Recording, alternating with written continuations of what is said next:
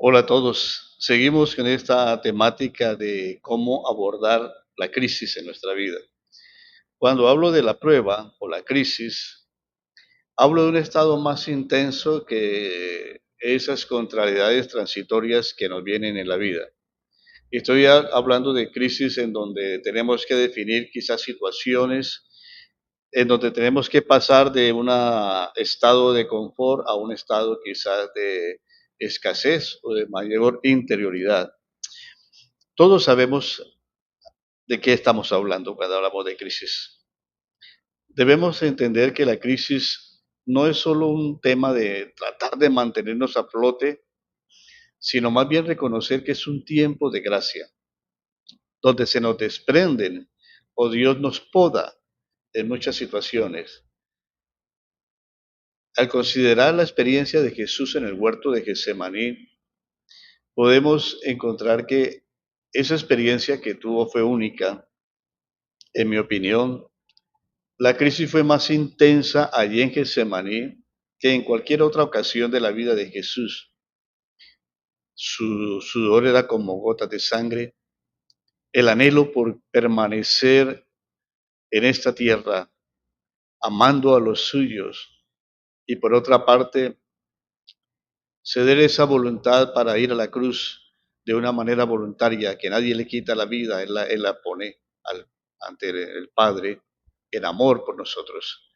Eso quizás nos ayudará a entender que la crisis nos sirve para limpiarnos de esas inconsistencias que a veces no reconocemos, no están tan presentes, y nos orienta en nuestra existencia para vivir de una manera más enfocada.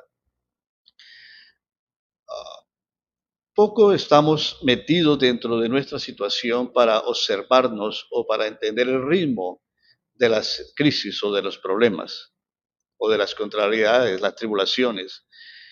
Pero si estuviéramos más atentos, ¿qué está ocurriendo en nosotros y por qué está pasando eso? Podríamos de alguna manera palear un poco más lo que estamos sintiendo. Hablemos un poco de que la crisis nos separa o nos aísla. Es como nos sentimos en esos momentos. Así como Jesús se separó en el huerto de Getsemaní, primero de los 12, después de los 3, para quedar completamente solo. En tiempo de crisis podemos observar que amigos y vecinos, hermanos, personas queridas, empiezan a distanciarse. Dice el Salmo 88:19, has alejado a compañeros y amigos y son mi compañía las tinieblas. Es un escenario. A veces la distancia puede ser física, pero también la distancia es emocional.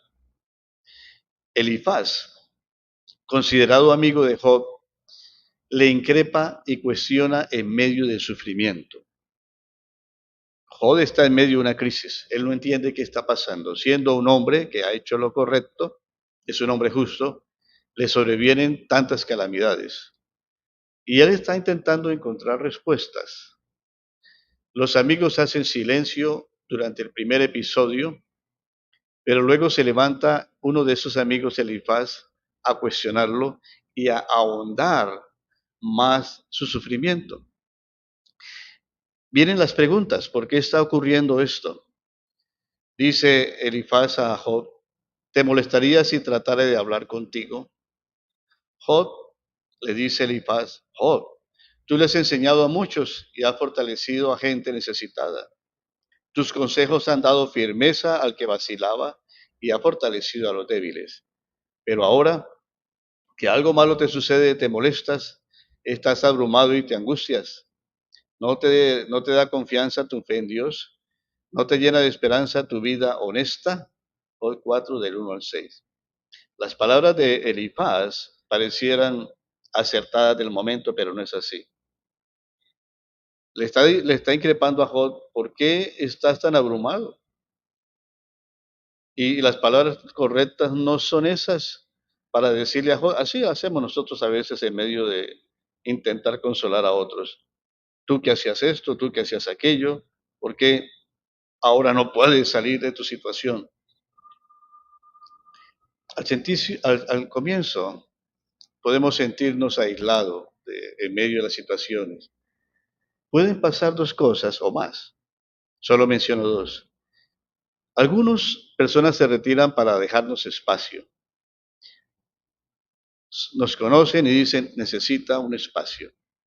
Y esto es inteligente también, hacerlo cuando alguien está sufriendo. Pero no es un alejarnos por un tiempo largo. Debemos atender a la compañía y estar de la manera correcta. Pero otros se retiran porque no soportan nuestra sensibilidad o nuestra irritabilidad o nuestra queja. Por eso también las personas se alejan de nosotros. Si estamos completamente quejándonos todo el tiempo, irritables en medio de la crisis, nos vamos a sentir aún más solos. Hay ejercicios que se deben hacer en medio del consuelo. Hay muchos animadores, como le resultaron a Job, listos a decirnos lo que nos ocurre y a recetarnos todos los remedios. Todos quieren darnos un consejo. Todos tienen la última palabra. Algunos parecen profetas y dicen esto te pasa por aquello o lo otro. Otros que actúan con una amabilidad incomprensible, pero lo hacen de manera torpe como lo hacemos nosotros también. Tratan de combinar su propia historia diciéndonos cuánto han sufrido ellos o han sufrido otros, entregándonos consuelo. Pero eso tampoco es la manera correcta. Que el otro se nos ponga de ejemplo de mayor sufrimiento no nos consuela a nosotros. Nosotros tenemos nuestra personal crisis. Siempre habrá alguno que trate de animarnos a salirnos de nuestro desaliento como si fuera algo que pudiéramos y debiéramos hacerlo ya fácilmente. Vamos, anímate, sal de aquí ya pronto. A medida que se profundiza la crisis, nos vamos encontrando más solos. Esa sensación deprimente de no ser entendido por quienes nos rodean es realmente un signo de nuestra confusión interior y de nuestra voluntad. En una crisis, como lo llaman otros, una noche oscura del alma, ya no estamos seguros de quiénes somos o qué queremos. No podemos aceptar que otros perciban lo invisible para nosotros. Esa es la razón por la que insistimos en que nadie más conozca lo que estamos atravesando. Y a menudo dejamos de lado intentos bien intencionados de otros que quieren ayudarnos. Es un momento complejo. Es estar como Jonás en el vientre del pez, de incertidumbre. ¿Hacia dónde me dirijo este pez? ¿Qué es lo que está pasando? Dice Jonás, todo alrededor es oscuro, las algas encima mío, el olor está atravesando por un momento de incertidumbre. Pero es esencial que todo esto pase, esa sepultura, digámoslo así, para que podamos reevaluar muchas cosas en nuestra vida. Si nos distraemos de la crisis, si buscamos un escape, un falso consuelo, algo rápido, no vamos a tener el tiempo en que la prueba tiene su paciencia. Encontré un pasaje hermoso en Proverbios 14:10 que quizás define un poco más. Dice, el corazón conoce su propia amargura y un extraño no comparte su alegría. Proverbios 14:10. Así que en la primera etapa de la crisis lo que vamos a sentir es una especie de soledad. Nadie nos entiende, nadie puede llegar al centro de nuestro interior. Allí es cuando hay un espacio que abrimos a Dios en silencio. Por otro lado, y como segunda paso que quiero comentar hoy, es nuestra inutilidad. La crisis nos debilita. Frecuentemente las pruebas no se superan por un despliegue de todas las fuerzas y virtudes que tenemos para alcanzar la victoria rápidamente. Uno de los aspectos más dolorosos de la crisis es el hecho de que llegan precisamente a veces cuando nuestros ánimos están bajos y nos quedamos sin recursos, cuando ha ocurrido lo impensable. Entonces somos llevados a un desierto, donde debemos aceptar nuestra inutilidad para gestionar la vida. Elías, en su crisis, se aísla, se siente indefenso ante la persecución de Jezabel. Después de ese acto tan asombroso, allí en el monte, en donde Dios hace descender fuego del cielo, Elías se siente tan seguro de Dios y luego esta mujer a la que le han matado los falsos profetas, le dice a Elías, te voy a matar, así me cueste la vida. Jezabel mandó un mensajero a decirle a Elías, dice el relato, te voy a matar como tú hiciste con los profetas de Baal. Si mañana a esta hora no estás muerto, que los dioses me maten a mí.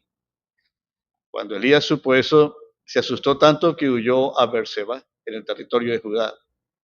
Dejó a su ayudante en Jezreel y anduvo por un día en el desierto, consternado. Después se sentó debajo de un arbusto y estaba tan triste que se quería morir. Le decía a Dios, Dios, ya no aguanto más, quítame la vida, pues no soy mejor que mis antepasados. Momentos de desesperación. Hay algo ahí que solo el hombre que sufre lo entiende. Después se acostó debajo del arbusto y se quedó dormido, seguramente de tristeza y llanto. Al rato un ángel lo tocó y le dijo, levántate y come. Elías miró y encontró cerca de su cabeza un pan recién horneado y una jarra de agua. Comió, bebió y se acostó de nuevo. El ángel de Dios fue por segunda vez y tocó a Elías y le dijo, levántate y come, pues el viaje será largo y pesado. En otras palabras, a mi entender, le dice, la vida debe continuar. Y es una etapa que vamos a leer después. Elías se levantó y comió y bebió, y esa comida le dio fuerzas para viajar durante 40 días y 40 noches, hasta que llegó al monte Horeb, que es el monte de Dios. Primera de Reyes 19, 2 al 8. Elías se había sentido en un momento, de cierta manera, usado por Dios de una manera poderosa. Hizo que descendiera fuego del cielo y Dios lo concedió. Ahora no hay ningún poder. Está en el desierto. Se siente en cierta manera abandonado por ese Dios portentoso, pero no. Así que llega un momento en que Elías debe reconocer su inutilidad.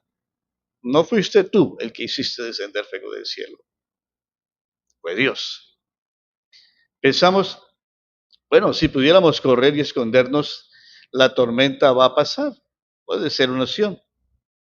El problema consiste en que en el mismo momento en que nos sentimos menos inclinados a movernos, se nos pide tomar decisiones. Dios le dice, Elías, levántate, come, hay largo camino. Dios no nos va a permitir este, a ningún creyente que quede en un ostracismo, que quede en una depresión continua. Dios no lo va a permitir. Por eso debemos estar atentos a leer el ritmo de nuestras pruebas. Así que el ritmo de la prueba, hasta lo que hemos visto hoy, es que la prueba nos separa para buscar la comunión con Dios. Las pruebas o la crisis nos debilitan para bien. Nos recuerdan que no es por nuestra fuerza, sino el poder que reside en la aceptación de la propia fragilidad. Quisiera comentarles un poco más acerca de estas situaciones que debemos observar en el medio de la crisis, pero será en el siguiente episodio. Gracias por estar atentos, gracias por compartir el programa. Soy Ricardo Martínez, les he hablado de la ciudad de Bucaramanga y bueno, me despido diciéndoles que mientras pase este día estemos contentos en el Señor.